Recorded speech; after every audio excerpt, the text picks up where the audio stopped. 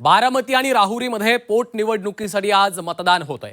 बारामतीमध्ये दुपारी 1 वाजेपर्यंत 31.91% इतकं मतदान झालेलं आहे, तर राहुरीमध्ये दुपारी 1 पर्यंत 29.67% मतदानाची नोंद झाली आहे। उन्हामुळे मतदानाची प्रक्रिया काहीशी मंदावलेली आहे। तगडा विरोधक नसल्यानं देखील मतदानाकडे मतदारांनी पाठ फिरवल्याचं बोललं जातं। दुपारी 1 वाजेपर्यंतची ही आकडेवारी सध्या समोर आलेली आहे।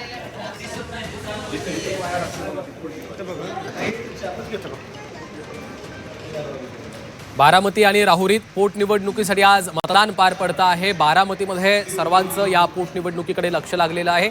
बारामतीमध्ये दुपारी 1 वाजेपर्यंत 31.91% मतदान झालेलं आहे। राहुरीमध्ये दुपारी 1 वाजेपर्यंत 29.67% मतदान झालेलं आहे। अजित पवार यांच्या दुःखद निधनानंतर या ठिकाणी बारामतीमध्ये ही पोटनिवडणूक होतीये आणि राज्याच्या उपमुख्यमंत्री सुनेत्रा पवार स्वतः या ठिकाणी मैदानामध्ये उतरलेले आहेत।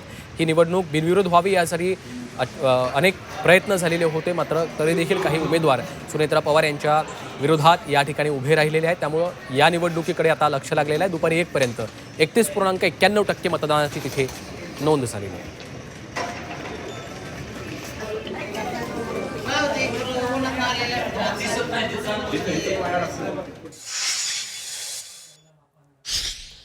तर बारामती आणि राहुरी पोटनिवडणुकीच्या चर्चा सुरू आहे। आज मतदान पार पडतं आहे। नेमकं काय घडलेलं आहे, या दोन्ही ठिकाणीचे सगळे अपडेट्स काय आहेत?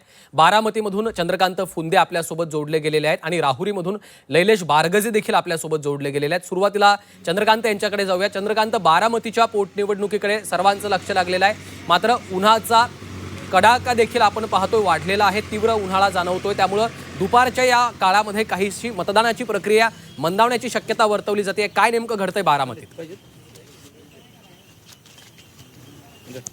ऑलरेडी मंदावलेली आहे। आत्ता आपण अशाच एका गावात आले, अगदी टळटळीत ऊन आहे। हा बूथ आहे, इथं बघा सगळे लोक मतदारांची वाट बघताय। कडक ऊन आहे। एखादा अर्धा तुरळक मतदार येतोय उन्हात आणत, तोही गाडीवर बसून कसं तरी, आणि मग तो जातोय मतदानाला। साधारण 30% मतदान झालेलं, काही ठिकाणी 40%। थोडक्यात इथं बारामतीचं इलेक्शनचं ह्या बाय इलेक्शनचं वैशिष्ट्य आहे की समोर कोणी तगडा विरोधक नाहीये। काँग्रेस होतं, त्यांनी माघार घेतले। जे काय सगळे अपक्ष मंडळी आहेत त्यांना त्यांचं बूथ पण नाही, सगळे सिंगल हँडेड फक्त प्रत्येक गावात अजितदादांच्या कार्यकर्ते सुनेत्रा पवारांच्या कार्यकर्त्यांचे बूथ लागलेले आहेत। पण लोकांना असं वाटतं की तेच निवडून येणार आहेत। मग मतदानाला बाहेर पडण्यासाठी जो फोर्स लागतो, तो फोर्स खरं तर राष्ट्रवादीच्या कार्यकर्त्यांनी बनून पुढे येऊन हे मतदान घडून आणणं आवश्यक आहे। आता दुपारचे 3 वाजून गेलेले आहेत, अवघं 30% मतदान झालेले आहे सरासरी। त्यामुळे 5 वाजेपर्यंत जर मतदान किमान 50%च्या पुढे न्यायचं असेल तर शेवटच्या तासामध्ये मतदानात टक्का कार्यकर्त्यांना वाढवावा लागणार आहे। तो कसा वाढवायचा, लोकांना कसं बाहेर काढायचं, हे सगळ्यात महत्त्वाचं टास्क ह्या कार्यकर्त्यांसमोर असणार आहे। कारण बाय इलेक्शनमध्ये तसं एक निरुत्साह असतं, भावनिक पातळीसमोर कोणी उमेदवार नाही, निवडून सुनेत्रा पवारच येणार आहे, ते जवळपास निश्चित आहे। फक्त लीड किती हा मुद्दा असणार आहे। पण ह्या सगळ्या गदारोळामुळे, निवडणुकीच्या सगळ्या वातावरणामध्ये सकाळी जय पवारांनी एक स्टेटमेंट केलं की 2029 साठी कार्यकर्त्यांची इच्छा आहे की मी लढावं, त्यांचा तसा आग्रह आहे। त्या स्टेटमेंट नंतर अनेक 7 पडिसात उमटले। स्वतः युगेंद्र पवार असतील, जे गेल्या वेळेस अजितदादांच्या विरोधात लढले होते मवियाकडनं, त्यांचे वडील श्रीनिवास पवार यांनी लगेच तातडीने रिॲक्शन दिलं। आमचे कार्यकर्ते असंच म्हणतात की युगेंद्रला लढलं पाहिजे। त्यानंतर मग खुलासा आला जय पवारांचा की मी असं काही म्हटलं नाही, माझ्या विधानात विपर्यास केला गेला वगैरे वगैरे। चंद्रकांत, त्यामुळे दुपारची वेळ आहे, काहीशा प्रमाणात आपण पाहतोय मतदार जे आहेत ते मोठ्या संख्येनं बाहेर पडत नाहीयेत, त्यामुळे काहीशी प्रक्रिया मंदावल्याचं चित्र आपल्याला बारामतीमध्ये पाहायला मिळतं। चंद्रकांत, आमच्यासोबत जोडून राहा, थेट राहुरीमध्ये जाऊयात। राहुरीमधनं लैलेश आपल्यासोबत जोडले गेलेले आहेत। लैलेश, बारामतीमध्ये चित्र आहे तसंच काहीचं चित्र राहुरीमध्ये आपल्याला पाहायला मिळतंय का? कारण दुपारी 1 पर्यंत जवळपास 30% मतदान झालेलं आहे।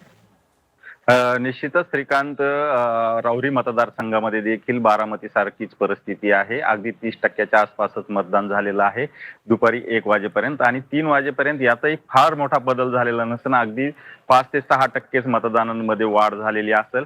कारण उन्हाचा चटका जो आहे तो उन्हाळ्यातला हा चटका आहे, आणि त्यासोबतच मतदारांमध्ये देखील उत्साह नाहीये, कारण हे पोटनिवडणूक आहे. पोटनिवडणुकीमध्ये फारसा उत्साह कुठंच पाहायला मिळत नाही आणि या ठिकाणी देखील तसाच प्रकार आहे. मतदार घराच्या बाहेर फारसे पडत नाहीयेत आणि जे उमेदवार आहेत त्यांच्यासाठी हे एक आव्हानच आहे की मतदार बाहेर कसे येतील आणि आपल्याला मतदान कसं करतील यासाठी प्रत्येक उमेदवार देखील प्रयत्नशील आहे. मात्र मतदारांमध्ये उत्साह नाहीये. तुरळक प्रमाणामध्ये मतदार बाहेर पडतायत. काही बूथवर चांगली गर्दी दिसते, मात्र काही बूथवर अगदी दोन तीन माणसं दिसत आहेत आणि हा प्रकार राहुरी मतदारसंघामध्ये देखील पाहायला मिळतोय. आतापर्यंत जे मतदान झालंय त्यात फारसा उत्साह पाहायला मिळालेला नाहीये. आता तर ऊन वाढलंय. तापमान जर म्हणाल तर तापमान साधारण 36 ते 38च्या दरम्यान आहे, मात्र जी उमस आहे ती या ठिकाणी जास्त आहे. ढगाळ वातावरण या परिसरामध्ये काही भागामध्ये आहे, त्यामुळं ढगाळ वातावरणाची जी उमस आहे ती देखील असह्य असते आणि त्यामुळं मतदार जे आहेत ते घराच्या बाहेर पडताना पाहायला मिळत नाहीत. आता मतदारांना बाहेर कसं काढायचं आणि कसं मतदान करून घ्यायचं हेच निश्चितच, आव्हान आणि हेच खरं तर मोठं आव्हान आता उमेदवारांसमोर असणार. पक्षाकडे असणार आहे, पक्षांच्या कार्यकर्त्यांसमोर देखील असणार आहे. तुर्तास लैलेश आणि चंद्रकांत दोघांचे देखील धन्यवाद या सविस्तर माहितीसाठी.